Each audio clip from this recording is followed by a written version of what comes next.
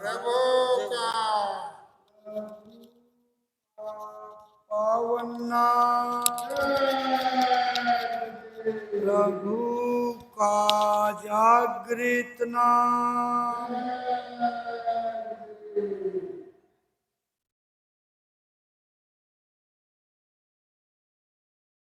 मानव आत्माओं की वेदनाओं पर द्रवित होकर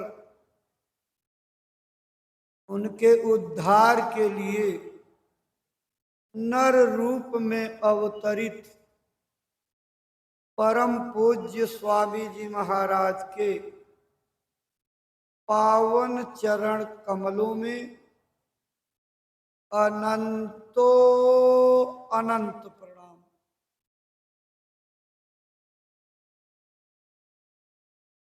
गुरु महाराज के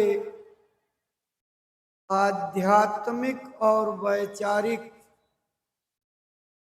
मिशन को धार देकर जनप्रिय देशव्यापी विश्वव्यापी बनाने के लिए दृढ़ संकल्पित उनके प्रकट स्वरूप संगत रूपी बाग की धरोहर और रखवाले संस्था प्रमुख पूज्य महाराज जी को कोटिशः नमन। संस्था और ट्रस्ट के सम्मानित पदाधिकारी सदस्यगण सादर नमन। आप सभी होली सत्संग महापर्व के अवसर पर दया के द्वार पर पधारे आप सभी परमार्थी प्रेमियों, सत्संग प्रेमी, सेवा प्रेमी, दयाकांक्षी आप सभी भाई बहनों माताओं,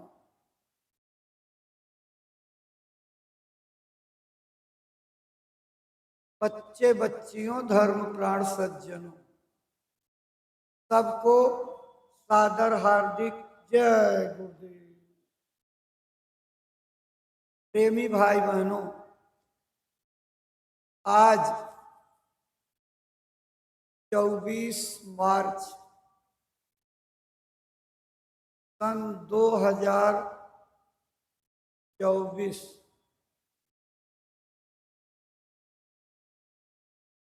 रविवार की प्रातःकालीन बेला है। जय गुरुदेव आश्रम मथुरा के जय गुरुदेव नाम योग साधना मंदिर के पीछे निर्माणाधीन सत्संग भवन के सम्मुख जय गुरुदेव मेला मैदान में हम सब लोग उपस्थित हैं। आज होली सत्संग मेले की शुरुआत का प्रथम दिन है। बीते हुए कल में हमने मुक्ति दिवस का ऐतिहासिक गरिमामय और त्याग तपस्या के प्रतीक गुरु महाराज की यादों को समेटे 48वां मुक्ति दिवस समारोह मनाया। यह महापर्व असत्य पर सत्य की, अधर्म पर धर्म की, अन्याय पर न्याय की, दानवता पर मानवता की, क्रूरता पर सहनशीलता की, हठवादिता पर उदारता की,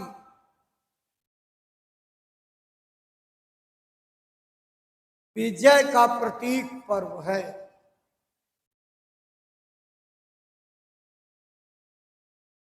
जिसको हमने याद किया,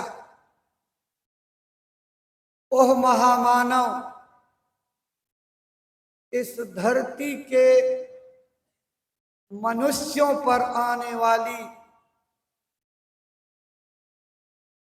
कठिन और असहनीय तकलीफों को अपने ऊपर झेल करके हम सबको बचाया। एक शब्द गुरु महाराज का इस चीज को समझने के लिए काफी है।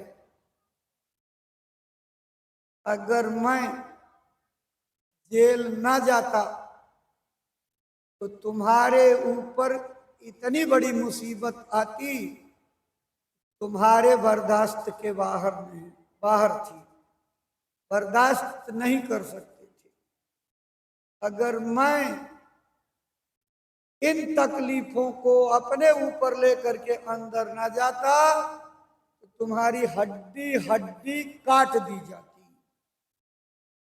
इतना ही महापुरुष का शब्द उस दर्दनाक काले अध्याय को समझने के लिए काफी है। और यही शब्द आने वाली पीढ़ियों के लिए प्रेरणा स्रोत बनेंगे और लोग कितनी वेदना से उस महापुरुष के द्वारा की गई त्याग तपस्या और बलिदान को याद करेंगे। गुरु महाराज ने क्या क्या तकलीफें झेली, कल्पना नहीं की जा सकती। पूज्य महाराज जी ने गुरु महाराज की दशा का एक चित्रण करते हुए 2 लाइन सुनाई थी, आपने सुना होगा। धोती के टुकड़े कर करके गुरु ने दिवस गुजारे हैं, दुनिया को अमृत देने को ही विष गले उतारे हैं। भाई बहनों, यह यादगार का महापर्व बड़ी हंसी खुशी से पूज्य महाराज जी के सानिध्य में संपन्न हो गया। अब आज होली के कार्यक्रम की औपचारिक श्री गणेश हो रही है। 3 दिवसीय होली कार्यक्रम का आज पहला दिन है और कल और आज की उपस्थिति से देख करके ये भ्रम होता है कि शायद आपको सत्संग के सही समय की जानकारी नहीं है क्या। पूरे देश भर में सवेरे के सत्संग का प्रचार 6 बजे से और सायंकालीन सत्संग का प्रचार 3:30 बजे से किया गया है। और पूज्य महाराज जी के दोनों दिन के सत्संग, यानी जो कल हो गया और अभी आने वाले कल को जो होगा 25 मार्च को, ये सवेरे 6:30 बजे से होने का ढिढोरा पीटा गया है। तो समय का ध्यान हम सब लोगों को निरंतर करना चाहिए। जो लोग समय का ध्यान नहीं देते, समय की पहचान नहीं करते, समय से सचेत और होशियार नहीं रहते, उनको पछताना पड़ता है। समय चूकी उनका पछताने का वर्षा जब कृषि सुखाने। इस तरह से किसान की खेती सूख जाए और उसके बाद बरसात हो, तो उस बरसात से कृषि को क्या फायदा मिलेगा? सिर्फ पछतावा और प्रायश्चित के अलावा कुछ नहीं होगा। इसलिए समय की कीमत हमको अपने जीवन में करनी चाहिए। समय बड़ा दयालु होता, समय बड़ा निर्दयी होता, समय की परख बड़ी पैनी होती, समय हमारी हर हरकत को जज्ब करता, हमारी करतूत के मुताबिक उसका फैसला आता। अगर समय का निरादर और अपमान हमसे हो गया तो समय सबक सिखाने में कोई कोर कसर नहीं छोड़ेगा।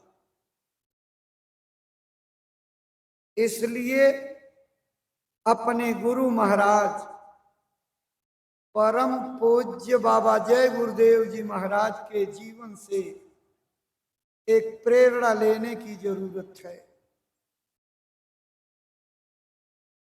परम पूज्य स्वामी जी महाराज अपने समय के बहुत पाबंद थे और हमको आपको समय की पाबंदी लाजमी का संदेश देते थे। कहते थे जो समय का पाबंद नहीं, वो न दुनिया में कुछ कर सकता और न अपने परमार्थ में कुछ कर सकता। समय की बर्बादी के अलावा उसके खाते में कुछ नहीं लिखा जाएगा। अपने जीवन काल में गुरु महाराज जहां जो समय दे दिए, समय से पहले वहां पहुंचे और अपने वादे को निभाया। मुझे याद है एक जिले के कार्यक्रम में बीच में रेलवे क्रॉसिंग पड़ती थी, वहां जाम, रेलवे क्रॉसिंग बंद हो गई। स्वामी जी महाराज अपने समय से सिर्फ 5 मिनट की देरी पर पहुंचे थे, लेकिन मुझे वो सत्संग के वचन अभी तक बिल्कुल कुरेदते रहते हैं। पहुंचते ही जय गुरुदेव बोलने के बाद सबसे पहले स्वामी जी महाराज ने यही कहा कि मैं अपने दिए गए समय से थोड़ा विलंब से पहुंचा, इसलिए आपके दिए गए समय से मैं लेट हूं, मेरे सामने दिक्कत आ गई इसलिए मैं लेट हूं। यानी उन्होंने एक प्रकार से अपने को इसकी कमी महसूस करते हुए लोगों को अवगत कराया। यह सब इतिहास हम सब लोगों को समय के पाबंद होने की ओर कटिबद्ध करते हैं। समय के पाबंद हमको होना चाहिए, क्योंकि यह दुनिया समयबद्ध बंधी हुई है। समय से जन्म होगा, समय से मरण होगा, समय से पाल पोस करके बचपन बीतेगा, समय से किशोरावस्था आएगी, समय से जवानी के दिन शुरू होंगे, समय से जवानी के दिन बीत जाएंगे, समय से बुढ़ापा आएगा, समय से जीवन के आखिरी वक्त यानी मौत का समय आ जाएगा। समय बख्शता नहीं किसी को, बड़ा निर्दयी होता है। इसलिए भाई बहनों, समय की इज्जत करो, समय का सम्मान करो, समय का ख्याल रखो, समय से हर काम करने का इरादा बनाओ, समय से अपनी गृहस्थी के काम को निपटाने के लिए प्रण करो, समय से भोजन करो, समय से शयन करो, समय से सुमिरन करो, समय से ध्यान करो, समय से भजन करो, समय से अपने जीवन का लक्ष्य पूरा करो और समय से जीवात्मा को जगा करके अपने मालिक को प्राप्त करो और इस जीवन को समय से सार्थक कर लो। तब तो परमार्थी राहगीर माने जाओगे। अगर समयबद्ध काम आपका नहीं हुआ, समय धोखा दे दिया, तो धोखा समय के साथ नहीं होगा, तो धोखा अपने साथ हो जाएगा। समय का कुछ नुकसान नहीं कर पाओगे, समय आपका नुकसान कर देगा। इसलिए भाई बहनों, मेरी प्रार्थना यही है कि समय का हर समय और हर कदम पर, हर सांस पर ख्याल रखा करो, तो उससे आपको एक नई ऊर्जा मिलेगी, एक नई ताकत मिलेगी, आपके रास्ते में रोशनी दिखाई पड़ेगी, रास्ते की बाधाएं और अंधकार दूर होते जाएंगे। क्योंकि आज और काल का वादा करने वाले निरा आलसी कहे जाते हैं। जो लोग ये कहते हैं आज नहीं कल कर लेंगे, कल नहीं परसों कर लेंगे, अभी तो बड़े लंबी उम्र है, अभी थोड़ा दुनिया का आनंद ले लें, कर लेंगे। लेकिन क्या महात्माओं की वाणियों को गंभीरता से आपने मनन चिंतन नहीं किया? काल ही करे सो आज कर, आज करे सो अब, पल में परलय होएगी, बहुत करोगे कब। समय आपको तो ज्ञात नहीं है, कब आपके ऊपर आ करके बरस पड़े और हुक्म कर दे चलो अब समय पूरा हो गया। क्या पता कब घड़ी आ जाए।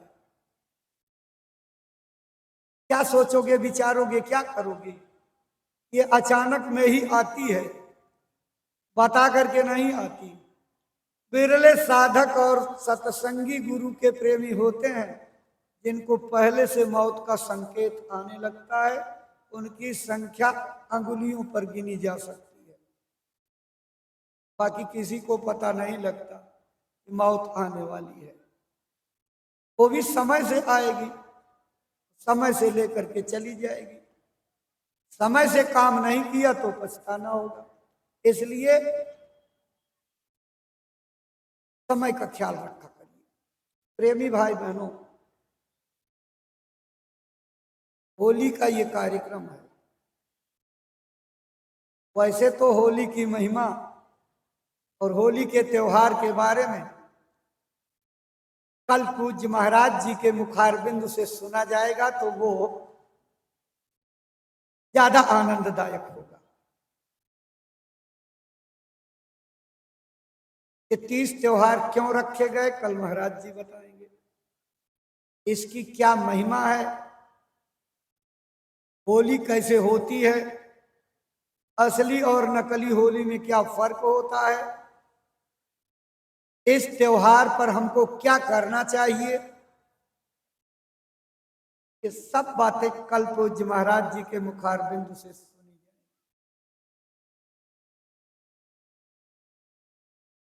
गुरु महाराज एक लाइन में होली की परिभाषा बताते थे, होना है तो होली है, जो होना है वही होली है। होना क्या है? इस मानव शरीर को सफल करने के लिए इसमें बैठी हुई जीवात्मा को जगाओ, अपने मालिक के पास पहुंच जाओ। मालिक का मिलन सबसे बड़ी खुशी है।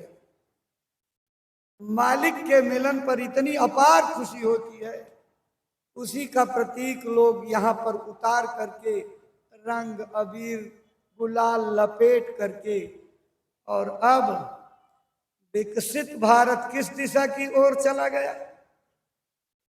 गोबर की होली, कीचड़ की होली, पेट्रोलियम की है होली, विभिन्न प्रकार के कूड़े कचरे जो चर्म रोग पैदा कर दें।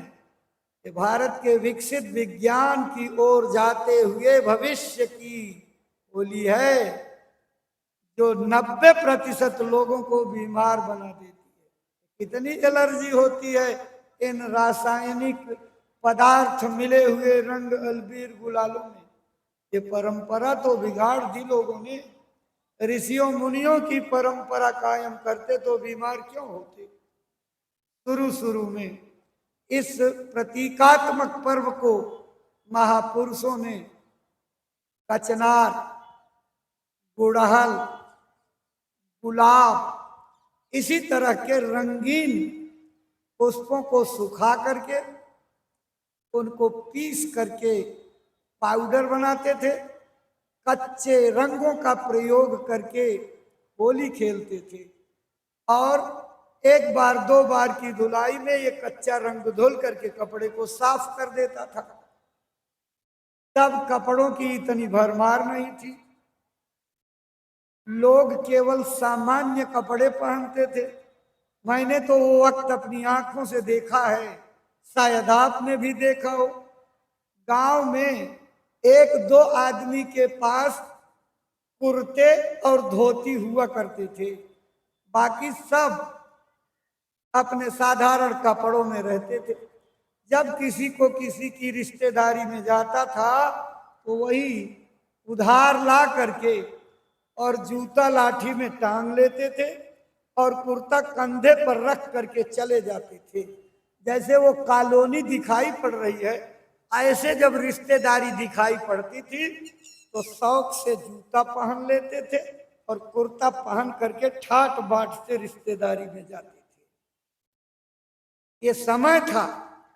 तो तब, अब आज तो इतने महंगे कपड़े भरमार भी हो गए, और आप ऐसे ऐसे पक्के और ऐसे ऐसे खराब रंगों का प्रयोग करते हो कि एक बार में 5,000 में खरीदा गया कपड़ा ऐसा सत्यानाश हो गया कि दोबारा कहीं पहन के नहीं जा सकते। तो शुद्ध सात्विक होली की परंपरा महापुरुषों ने चालू की, जिसका नमूना कल आपको गुरु महाराज के इस दयाधाम में देखने को मिलेगा, जब पूज्य महाराज जी अपनी अमरवाणी बरसाने के बाद आदेश करेंगे कि अब होली मिलन की बेला है। अपने अपने नीचे की मिट्टी उठा करके, ये गुरु के चरण रज हैं, ये गुरु के चरणों से पावन मृत्तिका है, इसको उठा करके पुरुषों को, बहनों माताओं को तिलक करके और एक दूसरे से गले मिल करके मर्यादित आदर्शमय अनुकरणीय होली खेलेंगे। ये सारी दुनिया के लिए एक नजीर होगी, एक सबूत होगा, प्रेम और सौहार्द स्थापित करने की नींव होगी जो गुरु महाराज डाल करके गए। मानवता का इतिहास सदैव इस होली को याद करेगा कि गुरु महाराज ने मानववाद की, समाजवाद की, प्रेम प्यार की होली की परंपरा चालू की। देवी भाई बहनों, कल अपनी संस्था के प्रमुख पूज्य महाराज जी के पावन पुनीत सानिध्य में इस होली को मनाने का अवसर मिलेगा। गुरु महाराज अपने सूक्ष्म दृष्टि से प्रेमियों को इस मिलन को देखेंगे और अपनी दया की बरसात करेंगे कितना खुशी होगी कि मेरे प्रेमी अपने अपने भूल चूकों की गुनाहों की माफी मांगेंगे।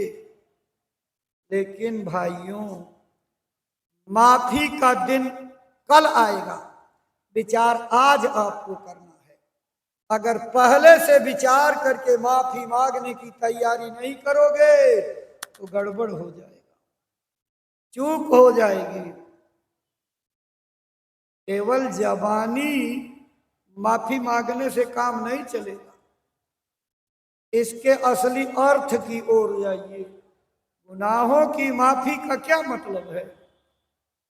अगर आपके मुंह से गुनाहों की माफी शब्द निकल गया तो जिन गुनाहों को लाइनबद्ध करके सूची बना करके आप माफी मांग रहे हैं, माफी मांगने के बाद अगले दिन, अगले घंटे, अगले मिनट उसकी पुनरावृत्ति नहीं होनी चाहिए। संकल्प इस तरह का करो कि गुनाहों की असली माफी मांगो।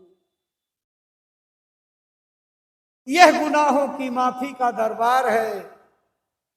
ये जय गुरुदेव नाम योग साधना मंदिर अपनी अपनी भूल चूकों की माफी का स्थान है। भाई बहनों, पूरी दुनिया घूम करके चले आइए। इस तरह का अनोखा, विलक्षण, रहस्यमयी और दुनिया का एकलौता वरदानी मंदिर कहीं नहीं मिलेगा जिसका नाम मंदिर है। मीनारें इसको मस्जिद का स्वरूप देती हैं, गुंबज गुरुद्वारा दिखाता है और प्रार्थना हॉल चर्च का रूप प्रस्तुत करता है। यह दूरदर्शी महापुरुष की दूरदर्शी सोच है। वर्तमान में ईर्ष्या, द्वेष, वर्गवाद, संघर्षों में बटती हुई दुनिया की आबादी को शांति और सुकून देने का स्थान तय करके गुरु महाराज गए कि चारों वर्गों के लोग आपस में प्रेम से, सद्भाव से मिल बैठ करके एक जगह पर अपने अपने प्रभु की याद करें, अपने अपने खुदा की, पाक परवरदिगार की, रब्बो लाल अमीन की हकीकी इबादत करें। अंतर में उतरने वाली हकीकत की गुरुवाणियों का पाठ करें और अंतरघाट पर बैठ करके सच्ची प्रेयर यानी प्रार्थना करें, जिससे यीशु मसीह उतर करके अंतर में आपको उजाला कर दें। ज्योति अंदर में प्रकट होगी, बाहर के उजाले से कुछ नहीं होगा, बाहर के इबादत प्रार्थना से कुछ नहीं होगा। गुनाहों की इबादत से कभी परमात्मा खुश नहीं हो सकता। गलतियां करके की गई पूजा कभी मालिक के दरबार में स्वीकार नहीं हो सकती। इसलिए मुर्दा खाकर मंदिर जाते, कैसे धर्म पुजारी हो? आप अपने को धार्मिक और पुजारी कहते हो। मंदिर जाने की परिपाटी बनी हुई है कि जो मंदिर जाता नहा धो करके निर्मल पवित्र हो करके जाता, पुराने कपड़े, गलीज कपड़े उतार देता, नया कपड़ा पहन करके जाता। यही तो परंपरा है। बाहर से आप नहा धो करके पवित्र हो करके मंदिर जाओगे और अंदर में मांस, मछली, अंडे, शराब के कतरे डाल करके जाओगे तो परंपरा का तो जो है खंडन हो गया। अपने को कैसे धर्म पुजारी आप कहोगे? देवता कभी नहीं खुश हो सकता है। इसलिए अगर देवता की पूजा करने जा रहे हो तो मैं सारे देश के, विश्व के मंदिर और देवी देवताओं के पुजारियों से आग्रह करता हूं, पुजारी बनने का अगर सच्चा अर्थ आप अपने को सिद्ध करना चाहते हो, आज की तारीख से संकल्प करो, होली के दिन पर संकल्प करो कि मांस और मुर्दा खा करके इस पेट को कब्रिस्तान बना करके भगवान के मंदिर में नहीं जाएंगे। इतने लोग उल्टी बातें लोगों को पढ़ा रहे हैं। देवी बलि मांगती है। विचार करो भाइयों, देवी को आप क्या कहते हो? मां कहते हो। मां की कितनी बड़ी ममता होती है, इसको कोई वर्णन नहीं कर सकता, लिख नहीं सकता। मां की ममता को अगाध सागर कहा गया है। और मां का ऋण चाहे जितना उपाय कोई कर ले, जिंदगी नहीं ता जिंदगी के बाद की जिंदगियों में भी कोई चुका नहीं सकता है। उसकी ममता का एक उदाहरण आपको बताऊं। उधर राजा भोज का राज्य था। वो न्याय करते थे। इंसाफ लेने के लिए दो औरतें उनके दरबार में आई। दोनों माताएं एक बच्चे को लेकर के झगड़ा कर रही थी। जिसके गोदी में बच्चा था वो कह रही थी कि हुजूर, ये मेरे बच्चे को छीनना चाहती है और कह रही है कि बच्चा मेरा है, जबकि आप खुद देख रहे हैं ये बच्चा मेरी गोद में है। तो जिसकी गोद में बच्चा बच्चा तो उसी का होता है।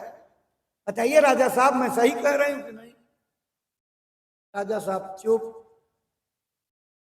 तब तक दूसरी माँ को बोलने का अवसर मिला तो उसने कहा, हुजूर, ये मेरी कोख से पैदा हुआ बच्चा है, लेकिन ये मेरे बच्चे को चोरी से उठा लाई, निपूती है, निसंतान, और ये मेरे बच्चे को अपना बच्चा बता रही है। हुजूर, मेरा बच्चा दिलवा दीजिए, मेरी आंखों का तारा है, मैं मर जाऊंगी इसके बिना। राजा का दिमाग चकित हो गया। अब इस बच्चे का बंटवारा कैसे करें, कैसे जो है किसको दें? राजा के मनोविज्ञान को पढ़ लिया मंत्री ने। मंत्री ने राजा के कान में जाके कहा, इनको रात भर ठहरा दीजिए, सवेरे कल अदालत में फैसला हो जाएगा। मंत्री की सलाह पर राजा ने वैसे ही कह दिया कि तुम दोनों लोग ठहरो राजमहल के अतिथि गृह में, कल सवेरे तुम्हारा फैसला हो। रात में देर रात तक राजा करवट बदले, इधर उधर उठे बैठे। मंत्री जान के देर कर रहा था, ये खूब सागर में डूब ले, उसके बाद इनको निकाले चल करके। बड़ी देर को गया। कहा कि मंत्री तुम इतनी देर कर दी? अरे कहा जरूरी राजकाज में व्यस्त था, बताइए। मैं चिंता में डूबा हूं, क्या फैसला करूंगा? मंत्री ने सब उनको धीरे से समझा दिया। राजा की चिंता खत्म हो गई, निश्चिंत होकर के सो गए। सवेरा हुआ, दरबार लगा, बात नगर में फैल गई।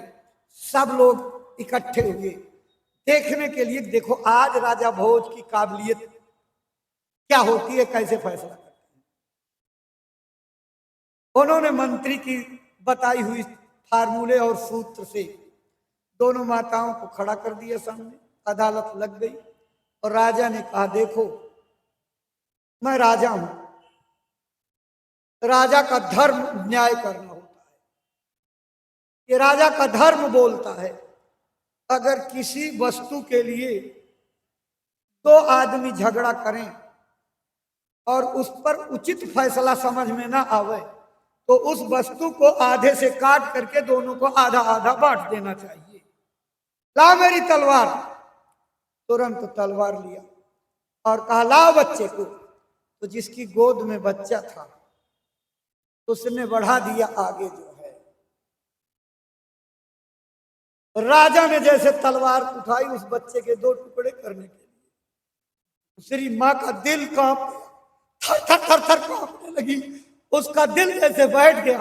उसने कहा रुक जाओ राजा साहब, बच्चे को काटो मत, दे दो इसी को, ये बच्चा पाले पोसे हम संतोष कर लेंगे, लेकिन बच्चे के 2 टुकड़े मत करो। मंत्री कूद करके आगे आ गया, कहा राजा साहब फैसला हो गया, फैसला हो गया। जो मां अपने बच्चे को काटने के लिए हाजिर कर सकती वो कभी मां नहीं हो सकती, और जो मां अपने बच्चे को दूसरे की गोद में देने के लिए तैयार है और कहती है बच्चे के टुकड़े मत करो, उसी कोख का पैदा हुआ ये बच्चा है। फैसला साफ सामने, बच्चा इसको दे दिया, फैसला बच्चा उस मां को दे दिया गया। भाई बहनों, ये होती है मां की ममता, इसको कहते हैं मां का प्रेम, वात्सल्य प्रेम। और आप कहते हो मां बलि, कोई मां अपने बेटे का कभी खून पी सकती है?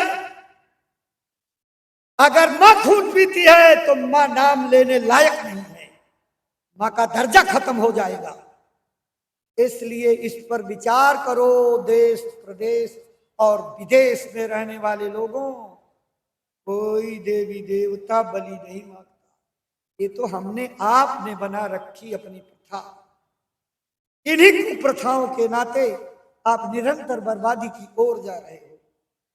किसी ने आज तक ये नहीं पाठ पढ़ाया, महात्माओं ने तो अपना जीवन पर जीवन, जीवन पर जीवन लगा दिया इसी पाठ को पढ़ाने के लिए।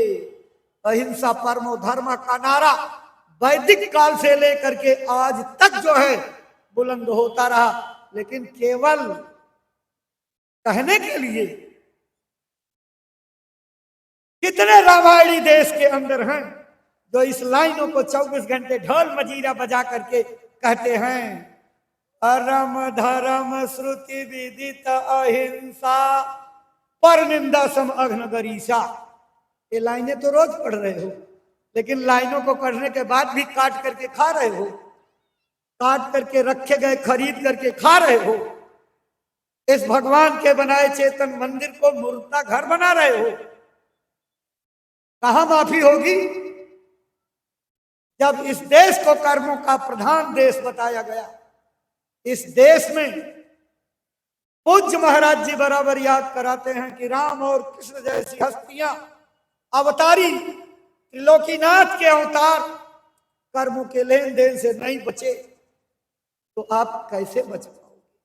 इसका विचार तो करो, कभी बच सकते हो।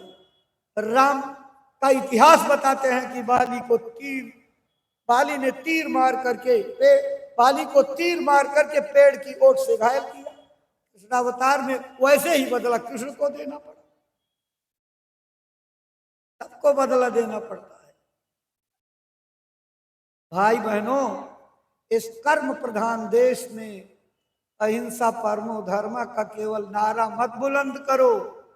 अहिंसा परमो धर्म अपने चित्त मन बुद्धि में उतारो। कुबुद्धि मत ले आओ, कुबुद्धि से देश रसातल चला जाएगा। कुबुद्धि आपको इस नतीजे पर पहुंचा देगी, सारी मानवता एक दिन रोएगी, चिल्लाएगी।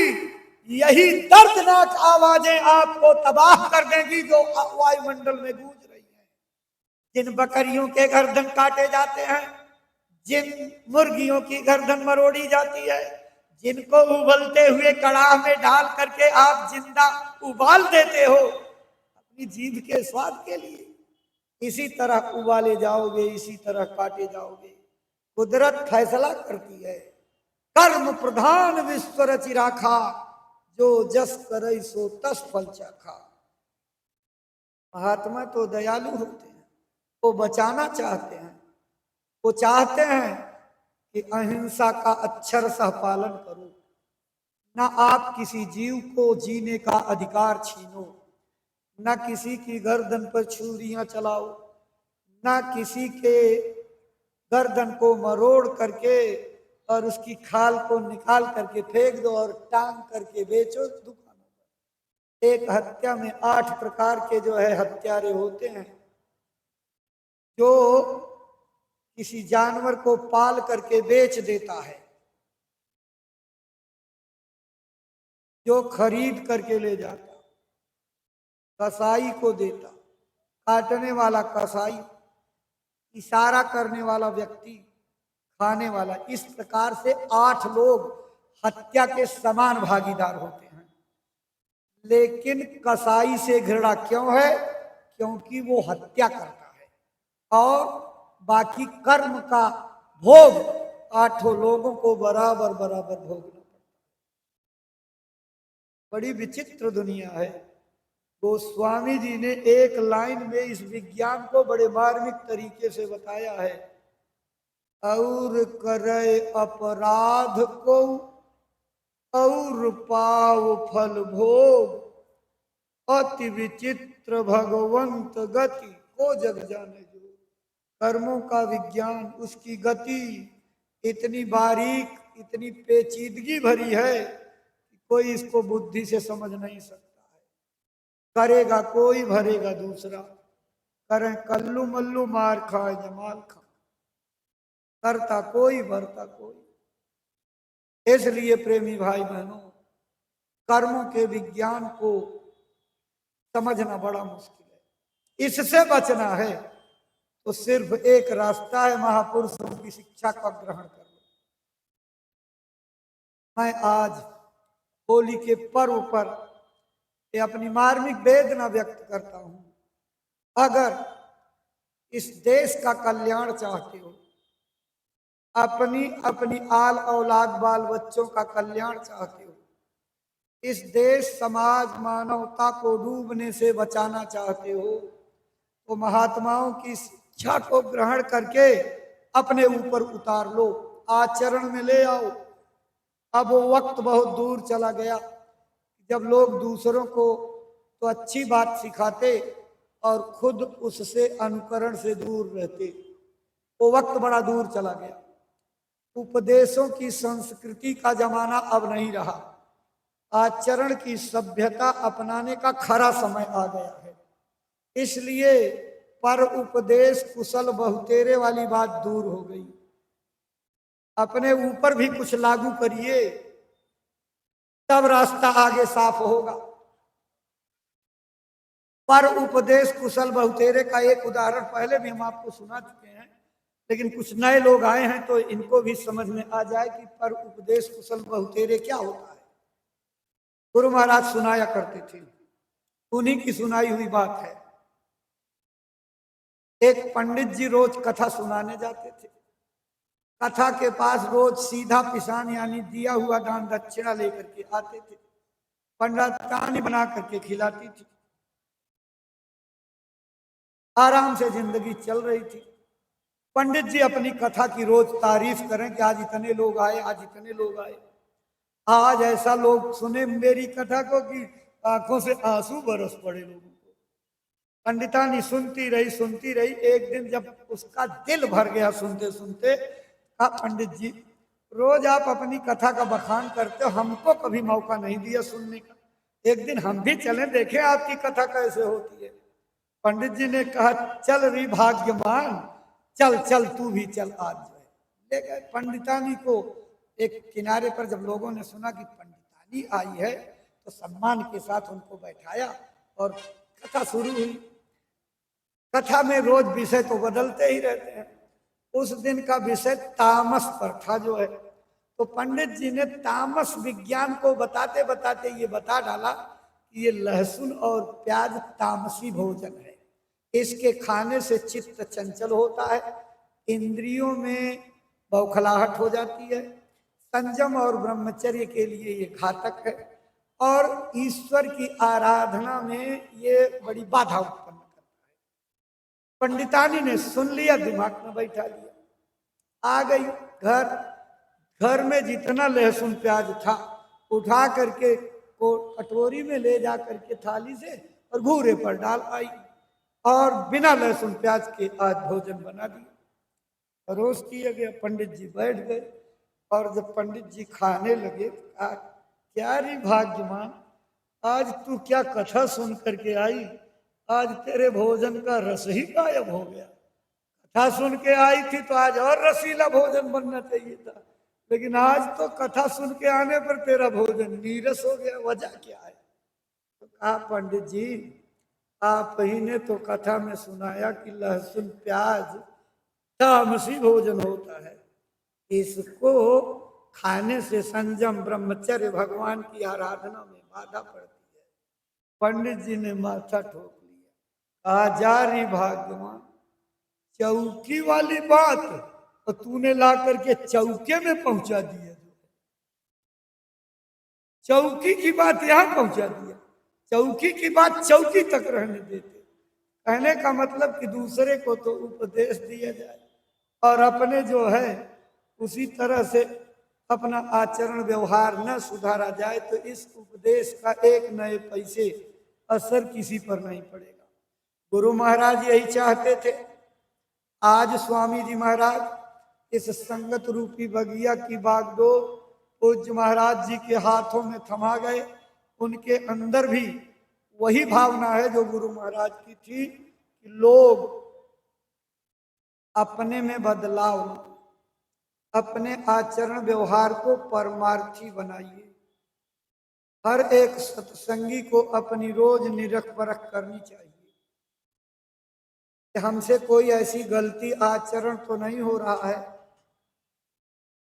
जिससे हमारे गुरु महाराज के नाम पर कोई धब्बा आवे।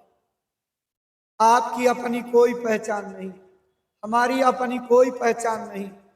जिधर से टाट पहन करके निकल जाओ, शाकाहारी जैकेट पहन करके निकल जाओ, स्वाभाविक रूप से लोग यही पुकारते हैं, जय गुरुदेव, क्या समाचार है, क्या खबर लाए हो। आपकी पहचान जय गुरुदेव नाम से है, तो इतना तो आप शर्म लिहाज करिए कि आपके चरित्र और आपके करतूत करनी से गुरु महाराज के ऊपर धब्बा लगे। अपने समाज में, अपने गांव में, अपने नगर में, अपनी झोपड़ियों की बस्ती में, अपने पुरई पूर्व मजरे में, ढाड़ियों में, आप जहां रहते हो, गुरु महाराज की गुलाब की खुशबू बन करके महको प्रेमियों। आपके चरित्र की बदबू वातावरण को प्रदूषित कर देगी, गुरु के प्रति बढ़ती हुई जनमानस की श्रद्धा को घटा देगी। इसलिए पहली भक्ति आपकी यह है कि अपने आचरण व्यवहार को शुद्ध करो, शाकाहारी सदाचारी बनो, शाकाहार कर्म अपनाओ। गुरु महाराज अपने निज धाम जाने से पहले शाकाहार कर्म की परिभाषा बता करके गए थे। बुजुर्ग पहचानो, छोटा बड़ा पहचानो, बहू बेटी बहन भांजी भतीजी पहचानो, गुरु पहचानो, महात्मा पहचानो, मनुष्य मनुष्य को पहचानो और हर कदम पर मानव धर्म का पालन करो, तब तो मानव कर्म आपके पास आएगा। और आप केवल शाकाहारी का मतलब ये समझ लिए कि केवल अंडे मांस मछली खाने, नहीं तो हम शाकाहारी हो गए। शाकाहारी की बहुत दूर की परिभाषा है। अहंकार मत करना कि हम शाकाहारी हैं। उस दिन अपने को शाकाहारी मानना जिस दिन गुरु महाराज के वचनों पर अमल करके और उसके प्रतिरूप बन जाना, आपकी नजर में बुजुर्ग की पहचान आ जाए, छोटे बड़े का सम्मान आ जाए, जाति बिरादरी के दायरों से अपने को निकाल करके शुद्ध मानववाद में ले आइए कि हर आदमी के अंदर गुरु महाराज का वास है, सबके अंदर परमात्मा बैठा हुआ है। तो घृणा किससे, विवाद किससे, लपड़ झप्पड़ किससे, हत्या किसकी, गाली गलौज किससे, भगवान से। ये भाव बनाओ, सबके अंदर परमात्मा का वास जानो और सबको उसी प्रकार प्रणाम करो जैसे परमात्मा तुम्हारे सामने आ गया। यहाँ कोई छोटा बड़ा नहीं, कोई अबड़ सबड़ नहीं। छुआछूत की परंपरा वास्तव में महापुरुषों ने चालू की थी, लेकिन भाई बहनों छुआछूत जाति से नहीं थी, छुआछूत बुरे कर्मों से थी। बुरे कर्म करने वालों से लोग थोड़ा बचत करते थे, लेकिन अब तो उसको ले आकर के जाति के नाम पर डाल दिया। छुआछूत तो जानवर भी मानते हैं। अगर किसी पंछी के अंडे को आपने हाथ से छू दिया तो छुआछूत लग गई। वो फिर पक्षी इतना जानकार है कि जान जाता है कि मेरे इस अंडे को किसी ने छू दिया है, फिर उस पर बैठेगी नहीं, उस पर सेवन नहीं करेगी। उस अंडे को लोग गांव में कहते हैं बिरंडा हो गया, मतलब अब उसमें बच्चा नहीं पैदा होगा। क्यों? आपने छू दिया, इसकी वजह से छुआछूत लग गई। तो जब एक अंडे को छूने से छुआछूत लग सकती है, तो बुराइयों की छुआछूत कितनी बुरी होती है ये आपको पता नहीं है। इसीलिए संगत के प्रभाव की बात महापुरुषों ने बताई कि बुरी संगत का बुरा असर, अच्छी संगत का अच्छा असर। इसलिए बुरों की संगत त्यागो। त्याग बुरों की संगत भाई, कर सत्संग जगत की भलाई, रीति यही सुखदाई रे तेरी बीती उमरिया। अब तो भजन कर भाई रे तेरी बीती उमरिया। अगर इस उम्र को सार्थक करना चाहते हो तो बुरों की संगत त्याग दो, सत्संग करो, यानी अच्छाई का संग करो, अच्छे लोगों का संग करो, गुरु के प्रेमियों का संग करो, गुरु के हुक्म बजाने वालों का संग करो, गुरु के आदेश पर मर मिटने वालों का संग करो, गुरु की वचन वाणियों के लिए अपने जीवन को कुर्बान कर देने वाले लोगों का संग करो। आदेश की अवहेलना करने वालों का संग मत करना। गुरु के आदेश को धता बता करके, गुरु के दया द्वार को छोड़ करके अन्यत्र अड्डा जमा लेने वालों का साथ मत करना। साथ करो गुरुमुख का, साथ करो गुरु के आदेश बजाने वालों का, साथ करो गुरु के वचन वाणियों पर फिदा होने वालों का। गुरु महाराज भी तो कहते थे, मैंने लाइन में चलते हुए देखा, तमाम प्रेमी प्रार्थना करते थे, गुरु महाराज मेरा मन खराब हो जाता है, मेरा मन बहुत भागता है, कोई उपाय। चलते चलते गुरु महाराज कहते थे, अच्छे सत्संगी का साथ करो, भजनानंदी का साथ करो,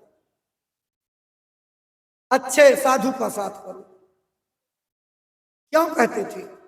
अच्छा सत्संगी आपको अच्छा सत्संगी बना देगा। गुरु की सेवा में लगा हुआ बंदा आपके अंदर गुरु के प्रति सेवा भावना पैदा कर देगा। हुक्म बजाने वालों का साथ करोगे तो हुक्म बजाने वालों का गुण आपके अंदर प्रवेश कर जाएगा। भक्ति मार्ग पर चलने वाले साधु का साथ करोगे तो जैसे वो साधन भजन में समय देता है, देखा देखी आप भी दरवाजे पर बैठ करके भजन करने लगोगे। इसलिए साधु का संग करो। कबीर संगत साध की हरे कोटि अपराध। एक घड़ी आधी घड़ी, आधी में पुण्यात, चाहे आधी घड़ी, चाहे एक घड़ी, चाहे उसकी भी आधी मिले, लेकिन साधु की संगत अगर उतनी देर के लिए मिल गई तो करोड़ों करोड़ पापों का वारा न्यारा कर देगी। साधु की संगत का इतना असर होता है। अभी आप साधु और गुरु भाई के असर के बारे में जान ही नहीं पाए। अच्छा सत्संगी आएगा, अच्छा काम करने वाला रहेगा, अच्छी सेवा का पाठ पढ़ाने वाला रहेगा, आपका उससे तालमेल नहीं बनेगा तो उसकी छीछा लेदर शुरू कर देते हो, चारों तरफ उसके प्रति मन खराब करते हो, लोगों के परमार्थी भाव को बिगाड़ देते हो। कैसे सत्संगी हो भाई?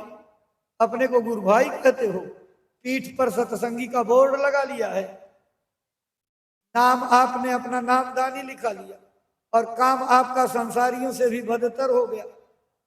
कौन आपका मुंह देखेगा? आपका मुंह देखना पाप लगेगा। इसलिए नामदानी सत्संगी का दर्जा बहुत साधारण दर्जा नहीं है, परमार्थ की मंजिल पर बड़ा ऊंचा दर्जा होता है। इस दर्जे को कामयाब बनाने के लिए, सच्चे अर्थों में जाने के लिए अपने में सुधार लाओ, अपनी भावना बदलो, अपना विचार बदलो, अपनी कुबुद्धि को ठीक करो। कुमति सत्यानाशी होए, सुमति आपके कल्याण की चीज है। इसलिए घर घर में सुमति लाओ, घट घट में सुमति लाओ, देह देह में सुमति लाओ, विचार विचार में सुमति लाओ, एक एक प्राणी में सुमति लाओ। जब तक सुमति नहीं आएगी सुख और शांति आपको मिलने वाली नहीं है। गोसाई बाबा ने एक लाइन में कह दिया, जहां सुमति तह संपत्ति नाना, जहां कुमति तह विपत्ति निधाना। लेकिन क्या करोगे, कुमति इतनी तेज तर्राक है, इतनी जबरदस्त है, इतनी बलवान है कि वो आप इधर जरा सा नजर फेरो तब तक घुस करके बैठ जाती, आपको पता ही नहीं लगता कि कुबुद्धि मेरे अंदर आकर बैठ गई। बड़ी चालाक है। इसलिए रात दिन जाग करके अपनी पहरेदारी करोगे तब कुबुद्धि से बच पाओगे। कुबुद्धि और सुबुद्धि क्या होती है, इस पर एक बात हम आपको याद करा दे। स्वामी जी महाराज की है, इसलिए आपको प्रेरणा मिलेगी। गुरु महाराज सुनाते थे कि एक घर में देवरानी जेठानी दो औरतें थी, प्रेम से रहती थी, एक दूसरे की मदद करती थी, एक दूसरे का सम्मान। पहले कच्चे मकान होते थे, कोठे उसमें बनाए जाते थे, छोटा सा उसमें घुसने के लिए दरवाजा रहता था, उसी से सामान ऊपर उठा दिया जाता था, उतारा जाता था। एक दिन बड़ी वाली ने, जेठानी ने कहा कि बहन, ये गगरी में सामान है, अगर तू नीचे से उठा दे और मैं कोठे पर इसको रख दूं तो सुरक्षित हो जाएगा, नहीं बच्चे बच्चे कोई चीज मार देंगे तो गगरी फूट जाएगी। कहा ठीक है दीदी, चल तू ऊपर चढ़ जा, हम नीचे से पकड़ा देते हैं। बड़ी वाली सीढ़ी से ऊपर चढ़ गई, छोटी वाली नीचे से गगरी उठाई और अपने सिर पर रख करके उसको पकड़ाने चली। पहले बिजली इस तरह से नहीं होती थी, अंधेरे कोठे होते थे।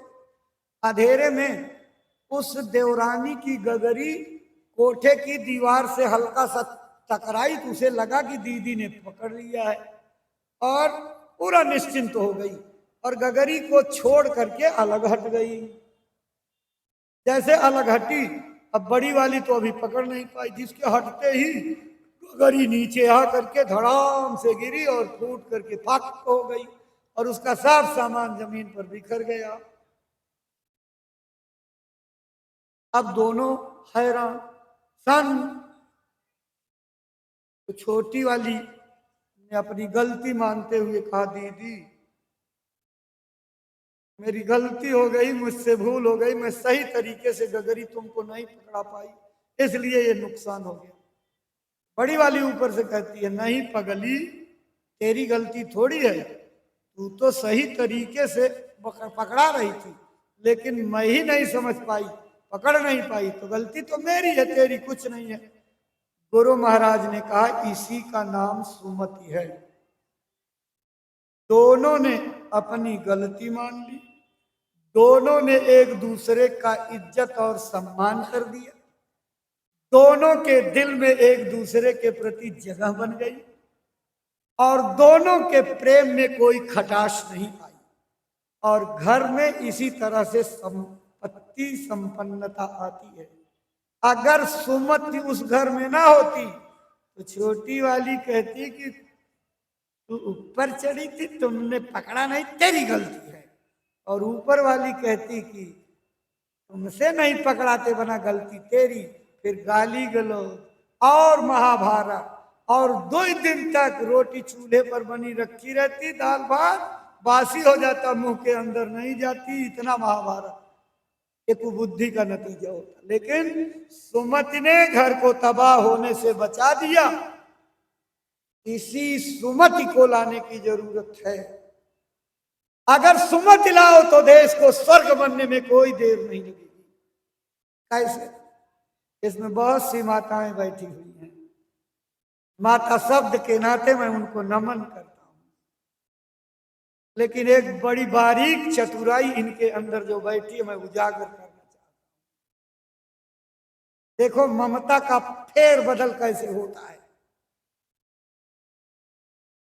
जब माँ की बेटी शादी लायक होती तो चुन चुन करके माँ उसके लिए सामान और पति के द्वारा दिए गए पैसे में से बचा करके अतरा करके रखती जाती। जब बिटिया जाएगी तो उसको कुछ सामान कर लेंगे, उसकी बैग में कुछ डाल देंगे, इसके काम आएगा। लगभग सब माताओं की ये एक विशेषता है। क्या करोगे, उनकी ममता की मजबूरी है। 100 गलतियां बेटी करेगी तो आगे खड़ी होकर के उसकी हिफाजत करेगी, ढाल बन जाएगी। नहीं नहीं, इसकी कोई गलती नहीं है, रक्षा करेगी। लेकिन जब उसी घर में दूसरे घर के माँ की बेटी बहू बन करके आती तो जरा दिल पर हाथ रख करके सोचिए, क्या जो व्यवहार माताओं का अपनी बेटी के प्रति रहता है वही व्यवहार अपनी बहू के साथ भी रहता है। विरली पूजनीय माताएं होंगी जो अपनी बहुओं को अपनी बेटी से भी बढ़ करके दर्जा देती होंगी, वो बंदनी है, विरली होंगी। अगर इसी सुमति को आप अपने अंदर उतार लीजिए तो इस सुमति से आप बड़े बड़े पत्थर दिल जाहिल काहिलों के दिल को बदल डालोगे। एक सत्य घटना आपको हम याद करा रहे हैं, गुरु महाराज के जमाने की है। एक माँ बाप ने अपनी बेटी की शादी बहुत दिन तक वर ढूंढ करके एक घर में तय कर लिया।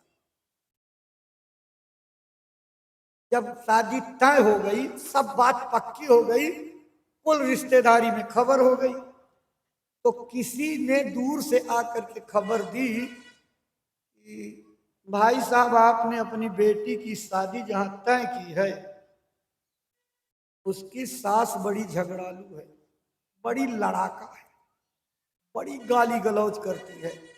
तुम्हारी जिंदगी की लड़की की जिंदगी बिल्कुल रोते रोते बीत जाएगी, फैसला बदल करके उसको दूसरे घर में करिए। संजोग से रात को दोनों प्राणी इस बात की चर्चा कर रहे थे, देखो बिटिया के लिए हमने इतनी मेहनत से जो है किया और पूरा इंतजाम कर लिया, और लोग कह रहे हैं तो वास्तव में बेटी के लिए हमको दूसरा घर करना चाहिए। संजोग से किसी कार्य बस लड़की उठी थी और दरवाजे से माता पिता की इस बात को सुन लिया, उसने सुन लिया, उनकी तकलीफ को जान लिया, जा करके अपने कमरे में बहुत देर रोई और सुबह होने पर अपनी माँ से उसने कहा कि माता जी आप लोग हमारे लिए जो है कोई चिंता मत करिए, कोई चिंता मत करिए, आपकी खबर सारी रिश्तेदारियों में हो गई है, सब जगह लोग जान गए हैं, अगर मेरी शादी आप बदलोगे तो बड़ी बदनामी होगी, आपकी इज्जत जाएगी, इसलिए आप मेरी शादी उसी घर में करिए। आखिर आपने भी तो हमको कुछ सिखाया पढ़ाया है, जो कुछ होगा मैं झेल लूंगी, लेकिन मेरी प्रार्थना है कि माता पिताजी आप मेरी शादी उसी घर में करिए, दूसरे घर में मत करिए, आप दूसरा विचार मत करिए। लड़की के आग्रह पर शादी उसकी हो गई। अब जब लड़की उस जगह गई तो तेवर तो उसके तेज थे ही, और पहले दिन से ही जो है उसके तेवर चढ़े आसमान पर। तो लड़की चुपचाप, जैसे गुरु महाराज सुनाया करते थे, अगर मूर्खों से पाला पड़ जाए तो क्या रहना चाहिए, बोलिए क्या रहना चाहिए, चुप रहना चाहिए। लड़की बिल्कुल चुप, घूर बनी, जैसे घूर में सब डाला जाता, घूर चिल्लाता नहीं कचरा क्यों डालो, ऐसे लड़की चुप। रोज रात को सबकी सेवा करने के बाद सास का पैर दबावे और तारीफ करे। एक हम उसको कहे कि माँ तू तो मेरी असली माँ है।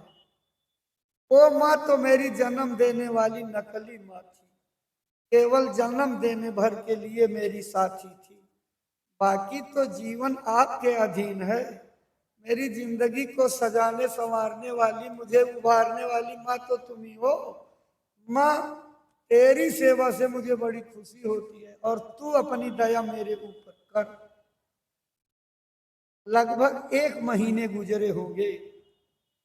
उस बहू ने अपनी सास के पत्थर दिल को बदल लिया। अब वही सास जिसकी कीर्ति इलाके भर में लड़ाका सास के रूप में थी, अब उसको नाम बदल दिया। कहती थी तू मेरी रामा बेटी है, और बुलाती है रामा बेटी। अरे काम ही करती रहोगी कि कुछ खाया पिया? तेरी भूख की मुझे बड़ी चिंता रहती है। मैंने अपनी बेटी विदा कर दी, लेकिन तू उससे बड़ी और ऊंचे दर्जे की रामा बेटी बन करके मेरे लिए आई। तेरे लिए मेरे हृदय में बड़ी जगह है। मैं तो अपनी जिंदगी तेरे लिए कुर्बान कर दूं। मैं तुम्हें देखे बिना रही रहती। मेरा दिल कहता है रामा बेटी तू हरदम मेरे पास रहा कर। ये किसकी बात है? ये संस्कारों की देन है। उस बेटी को माँ बाप ने ऐसे संस्कार दिए कि ससुराल में जा करके पत्थर दिल सास के दिल को बदल करके और सीधी जुबान वाली सास बना डाला। प्रेम में इतनी बड़ी ताकत होती है कि पत्थर भी पिघल सकता है। तो पत्थर दिल इंसान को पिघलाने में क्यों नहीं कामयाब हो सकते? जरूरत है आज अच्छे संस्कार की, जरूरत है आज अच्छे शिक्षा की। अगर सारे देश की माताएं अपने अंदर यही सुमति ला लें कि जिस तरह अपने बेटियों के लिए वो चुरा चुरा कर अतरा अतरा करके देती हैं, इसी तरह से अपने बहुओं को भी अपनी बेटी की तरह से चुरा चुरा करके उसको देने लगे, तो उनकी बहुएं बेटियों से ज्यादा इज्जत उनकी करेंगी और देश में स्वर्ग आ जाएगा। ये मानवता का विज्ञान है, ये मानव धर्म का विज्ञान है, ये समता का विज्ञान है, ये संस्कारों का विज्ञान है, ये देश को तरक्की के ओर ले जाने की महात्माओं की शिक्षा का विज्ञान है। इसी आध्यात्मिक और वैचारिक क्रांति से देश फलेगा फूलेगा। बाकी चतुराई चालाकी से, संकीर्णता के विज्ञान से, छोटी सोच से देश और गर्त में डूब जाएगा। अब चमक दमक में भूल जा रहे हो। इस दुनिया की चमक दमक में आपने अपने जीवन के अस्तित्व को ही कुछ नहीं समझा। ऊंची बिल्डिंग होनी चाहिए, बढ़िया एसी के कमरे होने चाहिए, सुविधादायक नौकर चाकर कार बंगले कोठी होनी चाहिए और सब तरह की सुविधाएं हो। और भारत में तो ऐसे शहर नहीं है, इसलिए चलो बाहर बसते हैं, सऊदी अरबिया चलेंगे, न्यू जर्सी चलेंगे, शिकागो चलेंगे, वाशिंगटन चलेंगे, सिंगापुर चलेंगे, मॉस्को लेनिनग्राद चलेंगे, टोक्यो में बसेंगे, सिडनी कैनबरा में बसेंगे। कितनी जगहों पर लोग भाग भाग करके भागम भाग जिंदगी में जा रहे हैं। अरे क्या वहां मौत नहीं आएगी? क्या वहां समय नहीं पूरा होगा? क्या वहां आप अस्थाई ठिकाना बना लोगे? जब ये किराए का मकान है और समय पूरा होने पर सबको खाली करके चले जाना है, तो आप वहां अमरत्व प्राप्त करोगे। इस चमक दमक के लिए सारी एक चमक दमक क्या है, इसको विचार करो। ये भौतिक बुद्धि के ज्ञान की उपज से तैयार की हुई चमक दमक है। ये बुद्धि क्या चीज है? चेतन जीवात्मा के प्रकाश पावर को पा करके ये बुद्धि जल उठती बल्ब की तरह से और अपना काम करने लगती। जीवात्मा की चेतनता खत्म तो बुद्धि जो है बिना प्रकाश के निर्बुद्धि कुंद। तो जीवात्मा की चेतनता से जगी हुई बुद्धि की विज्ञान ने इतनी बड़ी चकाचौंध की दुनिया तैयार कर दी। अगर महात्माओं की बात मान लो तो बुद्धि के विज्ञान को पीछे ढकेलो। जिस जीवात्मा के प्रकाश का प्रयोग करके बुद्धि इतनी बड़ी विकसित विज्ञान की ओर दुनिया को लेकर के चली गई, उस जीवात्मा का विज्ञान क्यों नहीं जगाते? उस विज्ञान को जगाओ। अगर जीवात्मा का विज्ञान जगा दिया तो फिर इतना बड़ा ज्ञान में पारंगत हो जाओगे कि इस दुनिया के सारे विज्ञान फेल हो जाएंगे।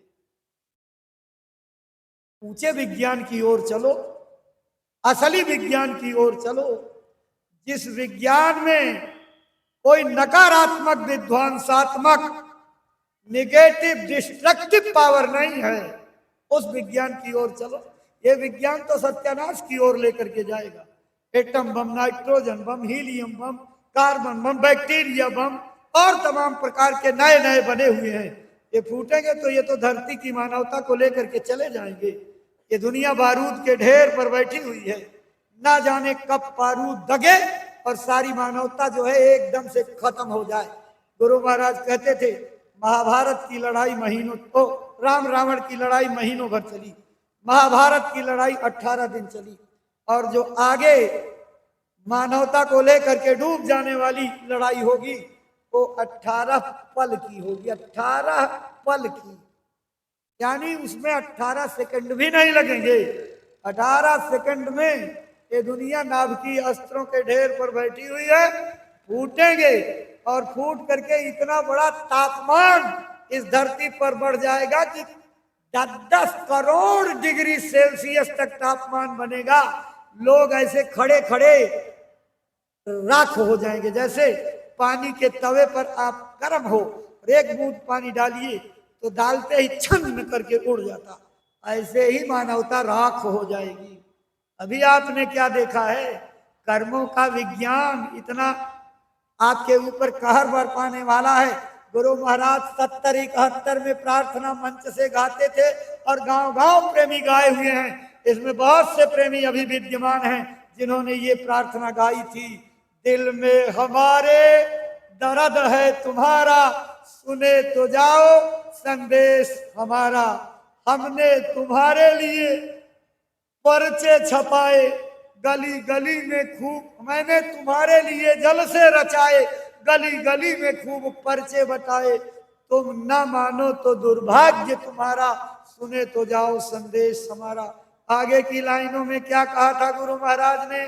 कर्मों का बादल बवंडर बनेगा, बढ़ेगा खूब धधकेगा, बरसे बहेगी तेरे पापों की धारा, सुने तो जाओ संदेश हमारा।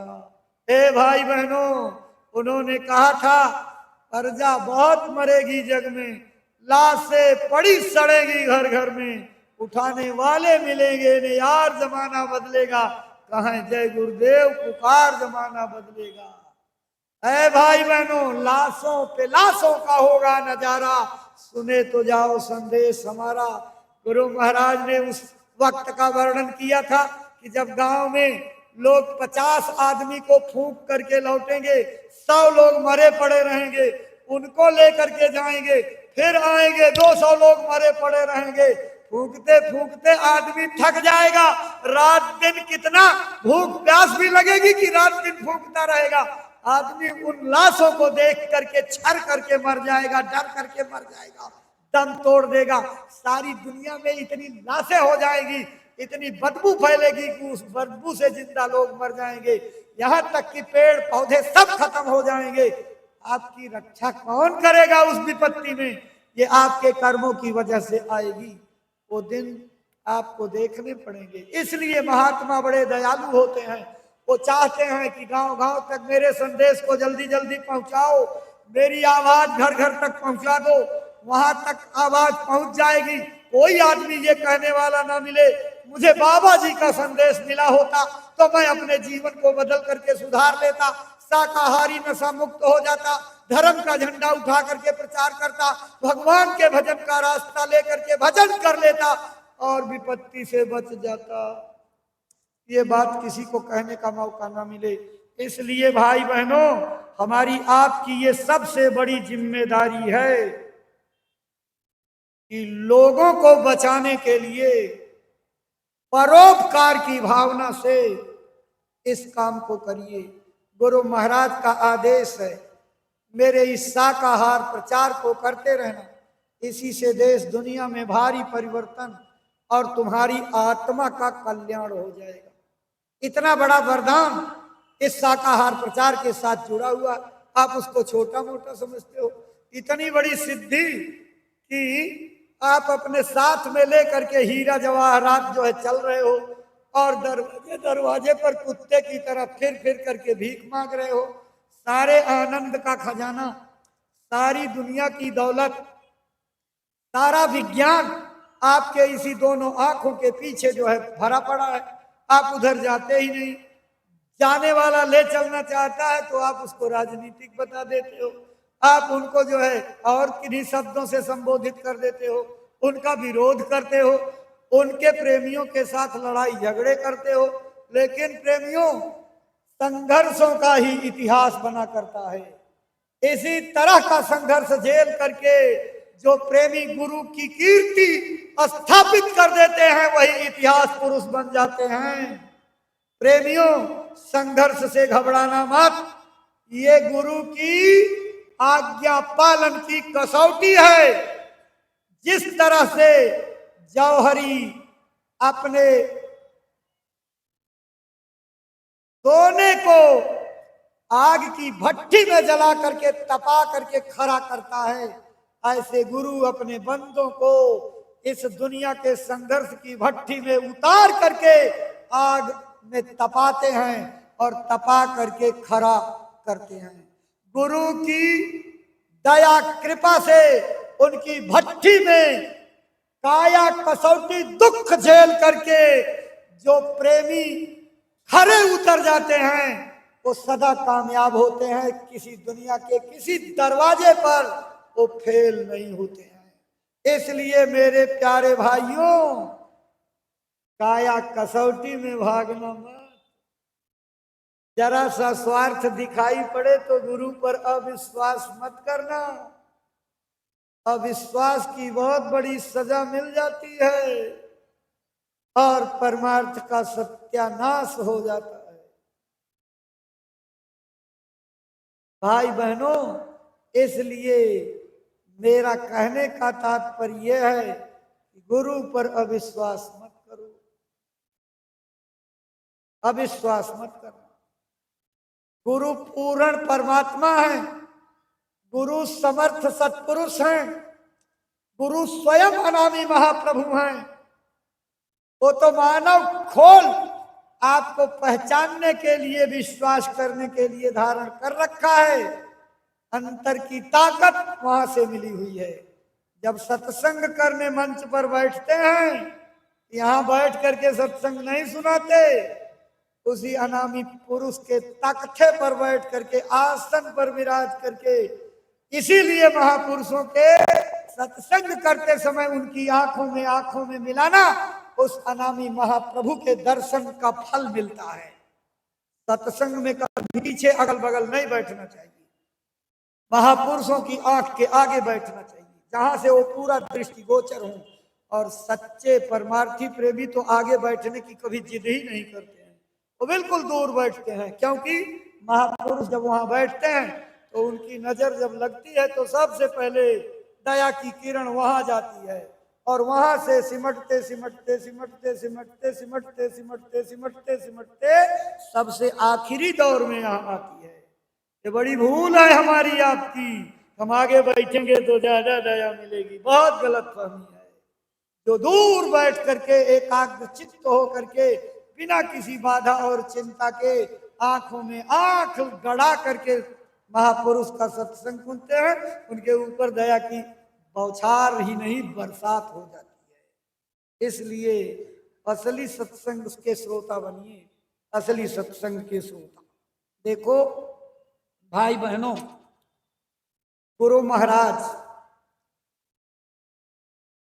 के पास 2 गायें थी। उन्हीं 2 गायों से बढ़ते बढ़ते बढ़ते बढ़ते उनकी पीढ़ी बढ़ते बढ़ते आज हजारों हजार गोवंश की गौशाला इधर और नंदीशाला उधर अलग स्थापित है। गुरु महाराज के वचन हैं, ये गायें मुझे जान से प्यारी हैं, अगर जरूरत पड़ी तो मैं भीख मांग लूंगा, लेकिन इनको बेचूंगा नहीं। गुरु महाराज की गौएं जब उनको जान से प्यारी हैं, तो वही गौएं हम प्रेमियों को भी जान से प्यारी होनी चाहिए। जब गुरु महाराज की श्रद्धा और दया उस गोवंश की गौओं और साड़ों पर है, तो हमारे लिए भी उनकी धरोहर समझ करके प्यारी होनी चाहिए। गुरु महाराज ने कहा, एक दो प्रेमी मिल करके एक एक गाय के खर्चे की जिम्मेदारी अगर निर्वाह कर लें, तो हमारी ये व्यवस्था चलती रहेगी। केवल इन्हीं गौओं के लिए कहा है, अन्य गौओं को मत समझ लेना। नहीं, गांव में तो बहुत लापरवाही से घूम रही हैं, बेगोसाई की गायें घूम रही हैं, आप उनको पकड़ करके सेवा करने लगो। उनकी बात नहीं है, बात इनकी है। वैसे सेवा गो सेवा उनकी करोगे तो पुण्य तो उनका भी मिलेगा, लेकिन पद्धति देश की बिगड़ गई है। जब तक दूध मिलता तब तक तो लोग पालते, और दूध देना बंद तो छोड़ दिए, जाओ अपने कर्म पर भोगो जो बांको। तो सेवा से तो उनकी भी पुण्य बनेगा, लेकिन गुरु भक्तों के लिए जो गुरु महाराज के वचन लगे हुए हैं, गुरु के वचन ही फलेंगे फूलेंगे। गुरु के वचन का पालन करोगे तो दया मिलेगी। इसलिए गुरु महाराज के गौशाला के गायों की चिंता बराबर आपको रहनी चाहिए। तो उसके लिए छोटी सेवाओं के लिए जो है रजिस्टर बटे हुए हैं, प्रेमी आपके बीच में आते हैं, रजिस्टर पर आप अपनी गौशाला की सेवाएं उन प्रेमियों को लिखा देंगे, थोड़ी मोड़ी सेवाओं के द्वारा जो है पूर्ति हो जाएगी। बाकी आपके सब जिलों के सेक्टरों में गौशाला की रसीदें गई हुई हैं। गौशाला की रसीदों पर बढ़ चढ़ करके अपनी गौशाला की सेवा आप लिखा करके रसीद काट करके उसका प्रमाण पत्र लीजिएगा। जिले के जिम्मेदार, प्रबंध समिति के जिम्मेदार, साधारण सभा के मेंबर और विभिन्न प्रकार के जिलों के अंतर्गत काम करने वाली इकाइयां हैं, तहसील है, ब्लॉक है, न्याय पंचायत है, गांव स्तर की कमेटियां हैं, सबको एक विशेष अभियान इस दौरान अभी चलाना है कि आपके जिले का आया हुआ कोई प्रेमी ऐसा ना बचे कि जिसकी गौ सेवा की रसीद न कटे। अपनी क्षमता भर लोग गुरु महाराज की गौओं के भूसा सेवा के लिए इसी अप्रैल के महीने में भूसा सेवा इकट्ठा होती है, साल भर के लिए स्टॉक किया जाता है। बहुत लंबी धनराशि, अकूत धनराशि सोचने में नहीं आ सकती, इतना पैसा लगता है और समय के हिसाब से महंगाई बढ़ गई है। इसलिए प्रेमी भाई बहनों, गुरु महाराज की गौशाला के लिए झोली चलेगी, जो उसमें डाल देंगे, रजिस्टर चलेगा उसमें डाल देंगे। बाकी जो रसीदें चली हैं, यहाँ भी रसीदें काट रहे हैं लोग, अपने अपने जिलों के सेक्टरों में भी रसीदें गई हुई हैं, उनको कटवा करके इस भूसे सेवा में सब लोगों का अपने आप में अभूतपूर्व सहयोग होना चाहिए, जिससे गुरु महाराज के गौशाले की व्यवस्था सुचारू रूप से चलती रहे। उनके खली, भूसी, चोकर और दाना पानी का इंतजाम सब होता रहे और गुरु महाराज के आदेश का पालन होता रहे। प्रेमी भाई बहनों, इसमें अभियान चला करके खूब उत्साह के साथ पूरी ताकत लगा करके, और आगे के कार्यक्रम की सूचना आपको मिल गई है। पूज्य महाराज जी का आगामी कार्यक्रम जो बना हुआ था वो रद्द हो गया है, इसलिए आप संगतों के लोगों को अब उस भार से मुक्ति मिल गई है। तो जो तैयारी आप उधर जाकर के करते, उसके लिए इंतजाम करते, वही तैयारी आप अप्रैल के महीने में गुरु महाराज के भंडारे के बीच में जगह जगह संगतों में कार्यक्रम करके और गुरु महाराज के प्रचारात्मक और साप्ताहिक गोष्ठी वाले सत्संग करके इस अभियान को खूब जोर से चलाइए।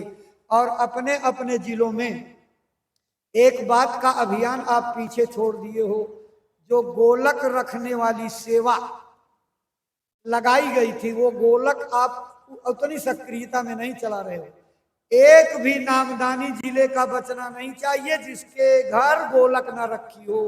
ये जिले के ब्लॉक के जिम्मेदारों की जिम्मेदारी है कि आप सब अपने अपने स्तर पर, न्याय पंचायत वाले अपने स्तर पर, ग्राम पंचायत वाले अपने स्तर पर, ब्लॉक वाले अपने स्तर पर एक रजिस्टर बनाइए, हर नामदानी की पूरी सूची अपने यहाँ रखिए, एक एक आदमी को सबकी खबर रखिए। जैसे कंगाल अपने जो है कौड़ी को संभालता है, उसी तरह से एक एक प्रेमी की हिफाजत करिए, पूछते रहिए हाल खबर, उसके दुख सुख में आया जाया करिए। उसको भजन में सत्संग में नहीं आया तो क्यों नहीं आया, इसकी हाल खबर लीजिए, समाचार लीजिए।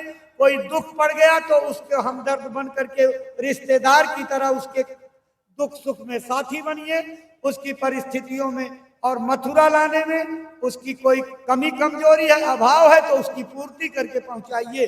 ये सब संगत के लोगों की जिम्मेदारी है। प्रेम प्यार बढ़ाने से ही प्रेम प्यार बढ़ेगा। और अगर आप दूसरी धारा में बह गए, अब एक एक जिले में लोग वैचारिक मतभेद हो गया तो दो दो भंडारे चलाने लगते। ये गुरु के आदेश की बहुत बड़ी अवहेलना है। आप अपने में एक हो करके ये बात नहीं कर सकते तो दुनिया को क्या आदर्श सिखाओगे। गुरु महाराज सपना देखे थे कि तुम्हें सत्संगियों संसार में आदर्श बनना है, अमर संदेश सतगुरु का तुम्हें चरितार्थ करना है। इन लाइनों को विस्मृत हो करके और आप जो है छोटे दायरे में बंध गए। बहुत बड़ा लक्ष्य है, बहुत बड़ा निशाना है, बहुत बड़ा उद्देश्य आपका है।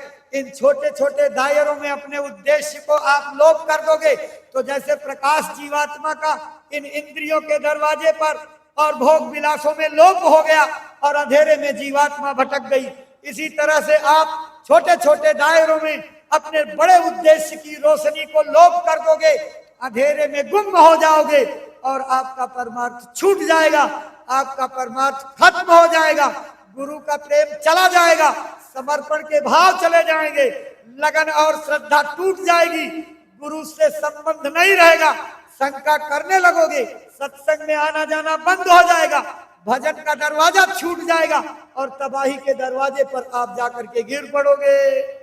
इसलिए बचाओ खुद को, बचाओ अपने समाज को, बचाओ अपनी संगत के लोगों को, बचाओ अपने कुल कुटुंब परिवार को, ताकि किसी भी तबाही के शिकार हम ना होने पाए। इसलिए प्रेमी भाई बहनों, बड़े लक्ष्य को लेकर के चलिए। पूज्य महाराज जी का आदेश, हर जिले में महीने में एक बार उसकी तारीख जिले में बैठ करके तय कर लीजिए। एक बार जिले स्तर पर सारे नामदानी उस दिन सारा काम छोड़ करके भारी तादाद में इकट्ठा हो करके और बड़ी शाकाहार की फेरी निकालिए। और जब आप शाकाहारी की फेरी में आवे तो हर आदमी, नामदानी भाई बहन जितने लोग आइए, अपने अपने घर से 5-5 रोटी लाइए और ला करके जब आपसे कहा जाए कब रोटियां जमा कर दीजिए, अपनी रोटी सब एक जगह जमा कर देंगे, उसी में 2-4 दाने गुरु महाराज का प्रसाद डाल करके और एक प्रार्थना प्रेम से भावपूर्ण सब प्रेमी करेंगे और प्रार्थना के बाद वो रोटी का ढेर प्रसाद में बदल जाएगा और उस प्रसाद को 2-2, 4-4 जितनी संख्या में आपके उपस्थित प्रेमियों में वो बंट पावे, अंदाज लगा करके बांट करके प्रसाद ले लीजिए। इससे भंडारे का वर्णन कम हो जाएगा, सबके घरों को और मानवता का इतना बड़ा संदेश समाज में जाएगा कि गुरु महाराज के मानववाद और समाजवाद का डंका पिट जाएगा और दुनिया इसको आश्चर्य से देखेगी और एक आशावादी दृष्टिकोण से आपके साथ जुड़ेगी, आपकी मदद करके इस देश में एक मजबूत आध्यात्मिक और वैचारिक क्रांति की लहर पैदा करने का कारण बन जाएगी। इसलिए भाई बहनों, शाकाहार के प्रचार में जब सबके घरों की रोटियां, सब जातियों की रोटियां, सब वर्ग की रोटियां एक में मिला मुलू करके और सबको बांटी जाएगी, सबकी घर की रोटी सब खाएंगे, सबके घर की चटनी सब खाएंगे, सबके घर का अचार सब खाएंगे, तो फिर भेदभाव किस बात का रह गया? भेदभाव खत्म हो गया कि नहीं खत्म हो गया? जब भेदभाव खत्म हो जाएगा तो मानववाद आने में देर नहीं लगेगी। मानववाद कोई दुनियावी आदमी नहीं ला सकता। मानववाद राज सत्ता नहीं ला सकती। मानववाद और किसी दायरे में बंधे हुए लोग नहीं ला सकते। मानववाद तो महात्मा लाएंगे, मानववाद ले आएंगे संत पुरुष, मानववाद ले आएंगे महात्मा के लोग जो वास्तव में मानववाद में खुद को खरे उतार लेते हैं। मानववाद तो धर्म के प्रचार से आएगा, संस्कारों की शिक्षा से आएगा। इसलिए शाकाहार प्रचार पर ध्यान दीजिएगा। देखो प्रेमी भाई बहनों, मतलब कुल का एक है कि गुरु महाराज के संदेश घर घर पहुंचे। इसी उद्देश्य से पूज्य महाराज जी के सानिध्य में उनके आदेशानुसार अपनी संस्था की दूरदर्शी आवाज नाम की पत्रिका प्रकाशित होती है। हर महीने छपती है। 300 रुपए उसके वार्षिक सदस्यता शुल्क है। एक बार बन जाओगे तो साल भर पत्रिका आपके घर आती रहेगी। जिले के जिम्मेदार जो पत्रिकाओं को ले जाकर के अपने पास रख लेते, प्रेमियों के पास नहीं पहुंचाते, ये बहुत बड़ी गलती है, गुनाह है। आप इस पर विचार करिए और सरलता के साथ और समय से पत्रिकाएं लोगों के पास तक आप पहुंचा दिया कीजिए, इसमें बड़ी कृपा होगी। तो दूरदर्शी आवाज के मुख्य काउंटर कुटी के अंदर है। उसका उप कार्यालय दर्शन मंच के पीछे बना हुआ है। बाकी सारे जिलों में उसकी प्रतियां पहुंची हुई हैं। तो आप दूरदर्शी आवाज के सदस्य कोशिश करिए कि हर नामदानी परिवार दूरदर्शी आवाज का सदस्य हो और ये गुरु महाराज के छांटे गए वचनों का रिकॉर्ड आपके जीवन में रहेगा। आगे ये रिकॉर्ड बड़ा काम आएगा। ये वचन कभी पुराने नहीं होते हैं, कभी जो है ये बासी नहीं होते हैं। इन वचनबाड़ियों से लोगों को आगे आध्यात्मिक तरक्की में बड़ी मदद मिलेगी और लोग इन बाड़ियों को आगे खोजेंगे। ना जाने किसके पास पड़े रहेंगे तो इन बाड़ियों की आगे कोई कीमत नहीं होगी, कीमत के दायरे में लाया नहीं जा सकता। लेकिन अगर आप छोटा मोटा प्रयास करके अपने घरों में इन दूरदर्शी आवाज की प्रतियां सुरक्षित रखोगे, आने वाली पीढ़ियां इससे बड़ी प्रेरणा लेंगी और अपने जीवन को सफल बनाने में एक आधार बनेगी। इन चारों वर्षों के 4 वर्ष से छप रही, 5वां वर्ष शुरू हो गया। चारों वर्ष की पूरे ग्रंथ अलग अलग वर्षों के पूरे 12-13 अंकों के आपको अलग मिल जाएंगे। इनको ग्रंथों के रूप में खरीद करके ले जाइए। अपने सम्मानित अधिकारियों को, परिचितों को, जिनको आप धार्मिक प्रवृत्ति वाला समझिए, ये गुरु महाराज की बात को समझ लेंगे तो ज्यादा संस्था के काम आएंगे। ऐसे स्कूलों के प्रिंसिपल को, अध्यापकों को, बुद्धिजीवियों को आप ये किताबें एक बार अपनी सेवा लगा करके दे दीजिए उपहार में। वो जब पढ़ेंगे, उनके बच्चे पढ़ेंगे, बाड़ियों को पढ़ते पढ़ते संस्कार बनेगा। और लाख कोशिश करके आप एक आदमी नहीं जोड़ पाते, लेकिन इन पत्रिकाओं को पढ़ करके लोग जुड़ जाएंगे और गुरु महाराज की वैचारिक क्रांति के कारण बनेंगे। देखो प्रेमियों, एक बड़ी अफसोसजनक बात आपसे कहनी पड़ रही है। इसके जिम्मेदार हम जो होंगे होंगे ही, इससे ज्यादा जिम्मेदार आप हो।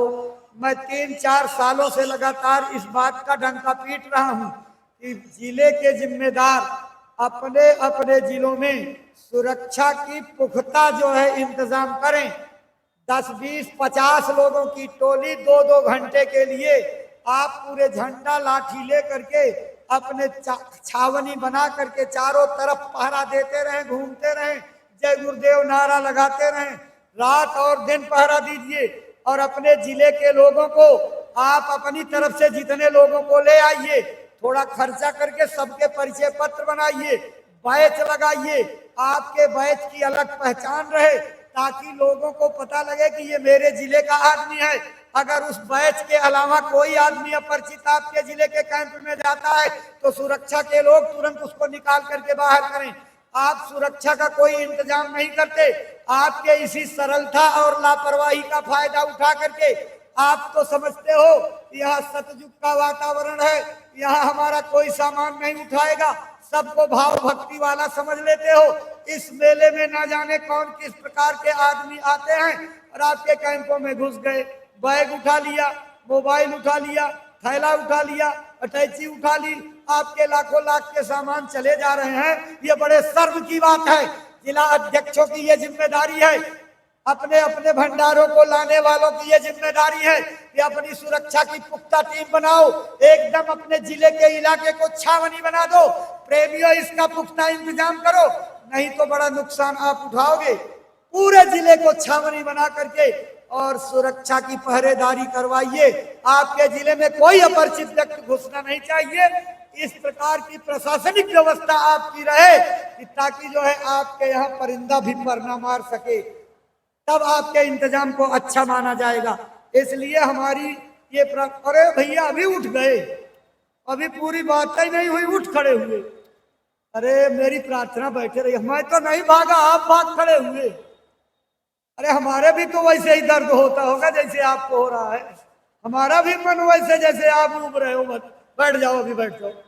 देखो एक जरूरी खबर आपको बता दें, प्रबंध समिति संस्था की उसकी बैठक अभी आज ही 10 बजे से कुटी परिसर में बने सभागार में होगी।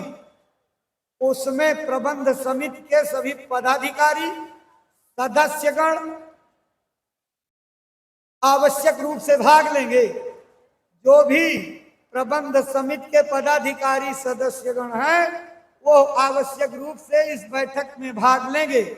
आपसे प्रार्थना है कि समय से उपस्थित होकर के समय का ख्याल रखिएगा, बैठक को सफल बनाइएगा। देखो प्रेमी भाई बहनों, अभी जरूरी सूचना सुन तो लीजिए भैया जी। आज 24 तारीख है, होली कार्यक्रम की शुरुआत है, पहला दिन है। शाम को भी सत्संग होगा और कल 25 मार्च को होली का मुख्य दिन है। उसी दिन पूजन भी होता है, उसी दिन पूज्य महाराज जी का सत्संग। तो कल सवेरे 6:30 बजे से पूज्य महाराज जी का प्रातःकालीन बेला में सत्संग हो। जीते जी भगवान के पाने का सरल से सरल रास्ता जो गुरु महाराज ने पूज्य महाराज जी को आदेश दे करके गए हैं, इसको नए प्रेमियों को सरल करके बताना, उन्हीं के आदेश को सिर माथे करके सरल से सरल रास्ता कल सत्संग में बताएंगे। जीते जी प्रभु प्राप्ति का मार्ग देंगे, यानी नाम दान मिलेगा। तो कल जितने नए लोगों को लेकर के आए हो उनको सब सत्संग में ले आइए। आपको